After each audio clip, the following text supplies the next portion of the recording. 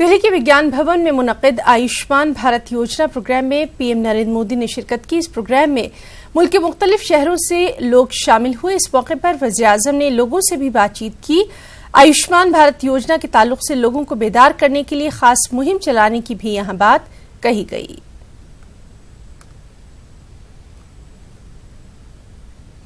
Supreme court ने कश्मीर मामले पर दायर करदा मुख्तलिफ अर्जियों पर जवाब दाखिल करने के लिए मरकज को 4 हफ्तों का वक्त दिया है। अदालत उज़्मा ने कहा कि जम्मू कश्मीर उमूर पर अब मजीद कोई अर्जी समाअत के लिए कबूल नहीं की जाएगी। 5 रुकनी आईनी बेंच ने दफा 370 की मनसूखी को चैलेंज करदा मुख्तलिफ अर्जियों और वादी की मौजूदा हालात के तनाजुर में दाखिल की गई दरख्वास्तों पर जवाब दाखिल करने के लिए मरकज को 4 हफ्तों का वक्त दिया है। साथ ही अदालत ने हुकूमत के जवाब पर अपना मौक़िफ़ पेश करने के लिए अर्जी गुजारों को 1 हफ्ते की मोहलत दी है। इस मामले पर आइंदा समाअत 14 नवंबर को होनी है। नेशनल कॉन्फ्रेंस के रुकन पार्लिमान हसनैन मसूदी का कहना है कि वो सुप्रीम कोर्ट में अपना मौक़िफ़ मजबूती से रखेंगे।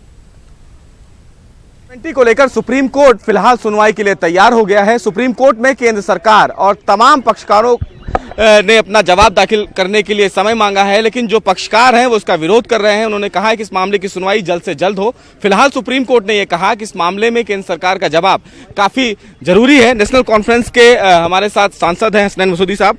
सर, आज सुप्रीम कोर्ट में आप लोगों की मांग थी कि इस मामले में सुनवाई की जाए। आप लोगों की पिटीशन क्या थी और क्या हालात हैं कश्मीर में फिलहाल? देखिए, हमने चैलेंज किया है कि जो हमारे बड़े कन्विंसिंग और कोजेंट ग्राउंड्स हैं, बड़ी एक हमारी जो ग्राउंड्स है दिए हुए पिटीशन में, तो उससे बिल्कुल साबित है कि ये जुडिशल सिक्योरिटी स्टैंड नहीं कर सकता है। जो भी किए गए जो इक़दाम किए गए 5 और 6 अगस्त को, वो 272 का कॉन्स्टिट्यूशनल ऑर्डर हो, 273 का कॉन्स्टिट्यूशनल ऑर्डर हो, या जो स्टेट है उसकी तकसीम हो 2 यूनियन टेरिटरीज में, ये किसी का कोई भी कानूनी आईनी जवाज़ है ही नहीं। मसूदी साहब, ये केंद्र सरकार बार बार कह रही है कि कश्मीर के अवाम के लिए ये एक बड़ा फैसला है। कश्मीर के अवाम 70 साल से जिस चीज को नहीं मिल पाए, जिस चीज को नहीं ले पाए, उस मामले के लिए एक बड़ा फैसला है जो लेना चाहिए था। आप चूंकि कश्मीर से हैं, कश्मीर के हालात को समझते हैं। बात ये जो सारा ये मार्केट करने का एक ये सब झूठ का पलंदा है जिस पर ये मार्केट किया जा रहा है। जम्मू कश्मीर की रियासत मुल्क की बाकी स्टेट से आगे है तरक्की में। एमेंसिपेशन ज़्यादा है। 9 यूनिवर्सिटियाँ काम कर रही है और हमारा जो पर कैपिटा इनकम है वो नस्ब से ज़्यादा रियासतों से ज़्यादा है। और जो बार बार कहा जा रहा है कि वहाँ पर जी 3 रीजन्स को नहीं एक सेंस ऑफ पार्टिसिपेशन नहीं थी, वो सबसे बेहतर है। ये सारे झूठ पर ये मार्केट किए जाते हैं।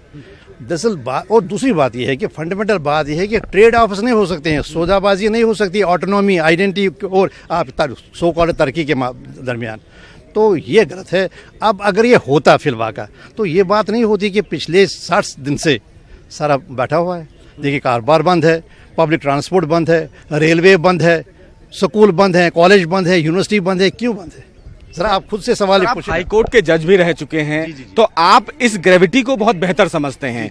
जिस तरह केंद्र सरकार का फैसला लिया गया है, क्या आपको लगता है कानूनी तर्कों के आधार पर आप टिक पाएंगे सुप्रीम कोर्ट में? देखिए, हमारा बड़ा ही मजबूत केस है, हमारा रॉक सॉलिड केस है, मजबूत केस है। ये एक लम्हा के लिए नहीं रह सकता है।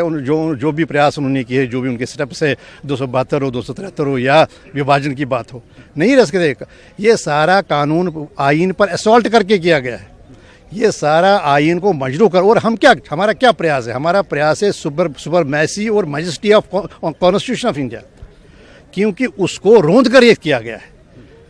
इसी वजह से तो यही तो बात है ना, आपको इंडिया यही है कि सुप्रीम कोर्ट ने फैसला किया है कि हम इसकी कॉन्स्टिट्यूशनल वैलिडिटी एग्जामिन करेंगे, और ये नहीं कि छोटे बेंच 5 जज साहिबान इसकी करेंगे। उसका मतलब है ये तो एक संदेश देता है ना आपको। एक संदेश क्या मिलता है कि नहीं, सुप्रीम कोर्ट भी इसकी वैलिडिटी एग्जामिन करनी चाहिए। तो सुप्रीम कोर्ट फिलहाल इस मामले में अब 14 नवंबर को सुनवाई करेगा, लेकिन सुप्रीम कोर्ट में जो एनसी की तरफ से जो फिलहाल हसन मसूदी साहब हैं, इन्होंने कहा है कि हमारी याचिका तार्किक रूप से सही है और हम सुप्रीम कोर्ट में अपनी दलीलों को मजबूती से रखेंगे। खैर, आखिरी फैसला देश की सबसे बड़ी अदालत को करना है, लेकिन देखना यह होगा कि आने वाले दिनों में सुप्रीम कोर्ट का फैसला किसके पक्ष में जाता है। कैमरामैन सत्यप्रकाश के साथ सुशील पांडे, न्यूज़ 18, दिल्ली।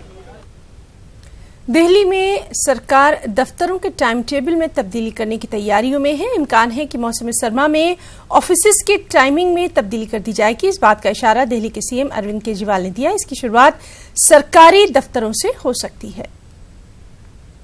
हाँ, ये आइडिया आया जब मैं एलजी साहब से मिलने के लिए गया था, तो उन्होंने बहुत अच्छा आइडिया दिया था कि हमें स्टैगर्ड टाइम्स भी करने चाहिए।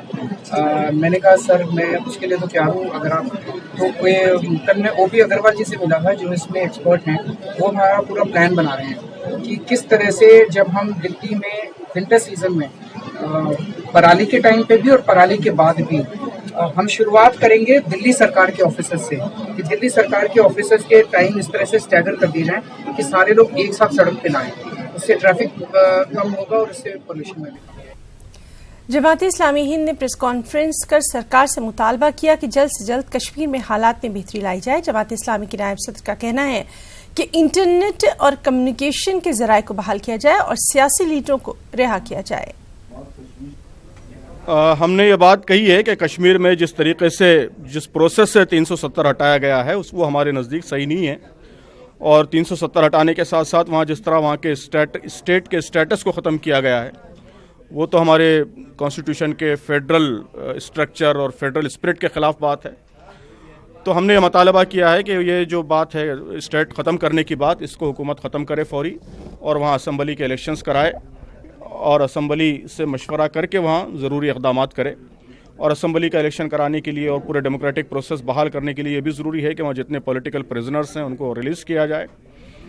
और दूसरा हमारा अहम मुतालबा वो वहाँ के आम लोगों से मुताल्लिक़ है कि कश्मीर में जिस तरह ज़िंदगी आम लोगों की ज़िंदगी दुश्वार कर दी गई है, मुश्किल कर दी गई है, तो यकीनन बहुत सी पाबंदियां हुकूमत ने हटाई हैं लेकिन वो नाकाफ़ी हैं। अभी भी बहुत सारी पाबंदियां बाकी हैं। कम्युनिकेशन का पूरा नेटवर्क जाम है, कट ऑफ है, ट्रांसपोर्टेशन पूरी तरीके से बहाल नहीं हुआ है, बहुत सारी सप्लाईज़ अभी भी स्मूथली नहीं चल रही हैं। कश्मीर से भी जो सप्लाईज़ हैं, क्योंकि वहाँ उनका सीज़न है इस वक्त, एप्पल के फसल का सीज़न है, तो वहाँ से भी बाहर सप्लाई नहीं हो पा रही है। तो इसके नतीजे में वहाँ एक तो तकलीफ़ है, दूसरे फिर बड़े इकोनॉमिक क्राइसिस का अंदेशा है कि वहाँ की अगर फसल नहीं बिकेगी, बाहर नहीं जाएगी, तो वहाँ के लोगों के लिए लॉन्ग टर्म प्रॉब्लम होगा वो। तो हमने ये मुतालबा किया है कि सारी पाबंदियाँ ख़त्म की जाएँ और वहाँ ज़िंदगी नॉर्मल लेवल पर लाई जाए। दिल्ली से कटरा के लिए 5 अक्टूबर से दूसरी वंदे मातरम ट्रेन की शुरुआत होनी है। वज़ीर दाखिला अमित शाह इस ट्रेन को हरी झंडी दिखाएंगे। इस ट्रेन को सेमी हाई बुलेट ट्रेन भी माना जा रहा है। ये ट्रेन 160 किलोमीटर फी घंटे की रफ्तार से चलेगी और सिर्फ 8 घंटे में दिल्ली से कटरा की दूरी तय कर लेगी। ये ट्रेन महीने में 6 दिन चलेगी। 3 तारीख से इसका इनॉग्रेशन है और 5 तारीख से अकॉर्डिंग टू ऑफिस ऑर्डर है, तो ये सर्विस में चलेगी। तो इसकी रफ्तार क्या रहेगी प्रति घंटा के हिसाब से? 130 kmph। तो सेमी बुलेट माना जाए इसे? Semi bullet semi high speed. Semi bullet semi high speed? Semi high speed है, 130 स्पीड रहेगी नई दिल्ली से कटरा एंड बैक।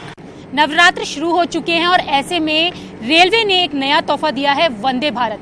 जी हाँ, हम बात कर रहे हैं रेलवे की द्वारा चलाई जा रही नई ट्रेन वंदे भारत, जो कि नई दिल्ली से कटरा तक जाएगी और 8 घंटे के सफर में हम नई दिल्ली से कटरा पहुंच सकेंगे माता रानी के दर्शन के लिए। हम आपको दिखाएंगे कि इस वंदे भारत में क्या कुछ खासियत होगी और इस खासियत में आपको ये भी दिखाएंगे कि ट्रेन में क्या क्या कुछ चीज़ें खास है। इसके साथ आज इसका मीडिया प्रीव्यू हो रहा है। मीडिया प्रीव्यू में हम देखेंगे कि वंदे भारत की क्या कुछ खासियत है। तो हम ट्रेन के अंदर ही चलकर देखेंगे क्या कुछ खास चीज़ें इस वंदे भारत में दी गई हैं। तो इस वक्त हम पहुंच चुके हैं वंदे भारत में और हमारे साथ बात करने के लिए जुड़ चुके हैं एग्जीक्यूटिव डायरेक्टर राजेश दत्त। राजेश दत्त जी से ही पूछेंगे कि वंदे भारत की क्या कुछ खासियत है। सर, सबसे पहले मैं ये जानना चाहूंगी कि वंदे भारत जो ट्रेन नई दिल्ली से कटरा तक के लिए शुरू हो रही है, इसकी खासियत क्या है? देखिए, ये वंदे भारत जो पहली वंदे भारत हमने बनारस तक चलाई थी, उसी का दूसरा ये मॉडल है। इसमें कुछ इम्प्रूवमेंट्स हमने किए हैं। टेक्निकली बाकी चीज़ें सेम है, लेकिन इंटीरियर में कुछ चेंजेस हमने किए हैं। मेजर जो इम्प्रूवमेंट हमने किया है वो पेंट्री एरिया में किया है, जिस एरिया में आप खड़े हैं यहीं पे किया है। इसको ज़्यादा स्पेशियस बनाया गया है, इसके लिए ज़्यादा लेंथ और विड्थ हमने प्रोवाइड की है। अच्छा सर, पेंट्री एरिया की आपने बात की, तो पेंट्री एरिया में क्या कुछ खासियत है वो भी आप हमें बताएं। देखिए, आप इधर देखेंगे कि ये 3 हॉट केस हमने लगाए हैं। पहले हमारे पास 2 ही हॉट केस थे। 3 हॉट केस लगाने से हमारे पास जगह ज़्यादा हुई है जिससे कि हम इसमें खाना गर्म रख सकते हैं, यात्रियों के लिए ज़्यादा लोगों को कैटर कर सकते हैं ये 3 हॉट केस लगाने से। डीप फ्रीज़र हमारे पास पिछले रेक में नहीं था, इस रेक में हमने डीप फ्रीजर का प्रोविज़न किया है, ये देख सकते हैं आप। और इसके अतिरिक्त बॉटल कूलर 2 थे हमारे पास, पिछले रेक में एक रेफ्रिजरेटर था, यहाँ 2 बॉटल कूलर लगाए हैं ठंडे पानी की बोतल को करने के लिए, इसका प्रोविजन किया गया है। प्लस ओवरऑल स्पेस जो इस एरिया का है, लेंथ और विड्थ देखेंगे पिछले रेक से ये काफ़ी ज़्यादा है। तो तमाम चीज़ों का ध्यान रखा गया है। अब हम आगे कोच में देखेंगे कि वहाँ पर क्या खासियतें रखी गई हैं। तो अब हम कोच में पहुंच चुके हैं। यहाँ आप देख रहे हैं कि जो सीट के जो कलर हैं वो भी बहुत आकर्षक कलर दिए गए हैं, मजेंटा कलर और लाइट जो पिंक कलर है वो दिया गया है। और एक तरफ 3 सीट्स हैं, एक तरफ 2 सीट्स हैं। इन सीट्स की क्या खासियत है ये भी हम उनसे पूछेंगे। सर, जिस तरीके से यहाँ पे 2 टायर और 3 टायर है, तो इनके जो चार्जेस रहेंगे वो क्या है? देखिए, ये आप जिस कोच में खड़े हैं ये हमारा चेयर कार कोच है। इससे higher class executive class coach है, बगल वाला कोच है वो एग्जीक्यूटिव क्लास कोच है, उसमें उसका किराया थोड़ा ज़्यादा है और इसका चार्जेस किराया कम है। इसमें जो मेन इसकी सीट्स में जो खासियत है एग्जीक्यूटिव क्लास के कि ये 180 डिग्री पे अपनी जगह पे घूम सकती हैं। तो सर, जिस तरीके से वंदे भारत ट्रेन की शुरुआत नई दिल्ली से कटरा तक की जा रही है, तो ऐसे में जम्मू कश्मीर से नई दिल्ली की कनेक्टिविटी बहुत ज़्यादा जुड़ेगी और लोगों का आना जाना भी बढ़ेगा। ओ यस, बिल्कुल, आप बिल्कुल ठीक हैं, क्योंकि अभी जो आप नई दिल्ली से कटरा जाते हैं लगभग 12 से 15 घंटे आपको ट्रेन लेती हैं। ये एक प्रयास है जिसमें कि हम 8 घंटे में अपने यात्रियों को दिल्ली से कटरा तक पहुंचाएंगे। इसका बेनिफिट ये होगा कि अगर कोई व्यक्ति सुबह 6 बजे चलता है दिल्ली से, तो 2 बजे तक वो कटरा पहुंच सकते हैं और नेक्स्ट डे इसी ट्रेन से वो 3 बजे नेक्स्ट डे वापस आ सकते हैं। तो काफ़ी कम समय में ये ट्रेन जा रही है, काफ़ी अच्छी सुविधाएँ हैं, कंफर्टेबल जर्नी है और वर्ल्ड क्लास एक्सपीरियंस है। सर, वर्ल्ड क्लास एक्सपीरियंस तो है। हफ्ते में ये कितने दिन चलेगी ट्रेन? ये 6 दिन चलेगी, ट्यूसडे को ये ट्रेन नहीं चलेगी। तो सबसे बड़ी खासियत इस ट्रेन की ये है कि ये पूरी आधुनिक सुविधाओं से लैस है और सबसे बड़ी चीज ये है कि 8 घंटे की दूरी में ही यहाँ से यानी कि नई दिल्ली से कटरा तक पहुंचा जा सकेगा। ये जो वंदे भारत है 160 किलोमीटर प्रति घंटा की रफ्तार से चलेगी। तो अब लोगों को इंतजार है 5 अक्टूबर का, जब वो नई दिल्ली से कटरा तक के सफर की शुरुआत करेंगे। कैमरा पर्सन गौरव गिरी के साथ रचना, न्यूज़ 18 दिल्ली। अक्टूबर महीने में कई तब्दीलियां होने जा रही हैं। इन तब्दीलियों में ड्राइविंग लाइसेंस और बैंकिंग के शोबे में कई तब्दीलियां शामिल हैं। इस तरीके से कुल 8 बड़ी तब्दीलियां अक्टूबर के महीने में हम सबको देखने में आएंगी। किराए वाले रूम पर जीएसटी होगी 12%। 1000 रुपए तक वाले कमरों पर नहीं लगेगा tax. State bank of India ने भी अपनी पॉलिसी में तब्दीली की है। एसबीआई क्रेडिट कार्ड से पेट्रोल और डीजल भरवाने पर नहीं मिलेगा कैशबैक। पहले पेट्रोल डीजल भरवाने पर मिलता था 0.75 पैसे कैशबैक। एसबीआई ने अपने खातादारों को भी राहत दी है, जिसके मुताबिक बैंक में कम बैलेंस नहीं रखने पर 80% तक की आएगी कमी। एसबीआई मेट्रो सिटी सारिफिन को 10 फ्री ट्रांजैक्शन देगा। दीगर शहरों को 12 फ्री ट्रांजैक्शन दिए जाएंगे। हुकूमत और बैंक की इन पॉलिसियों में तब्दीली कहीं बाई से राहत साबित होगी, तो कहीं आम आदमियों को दुश्वारियों का भी सामना करना पड़ सकता है। Bureau report, news 18 Urdu.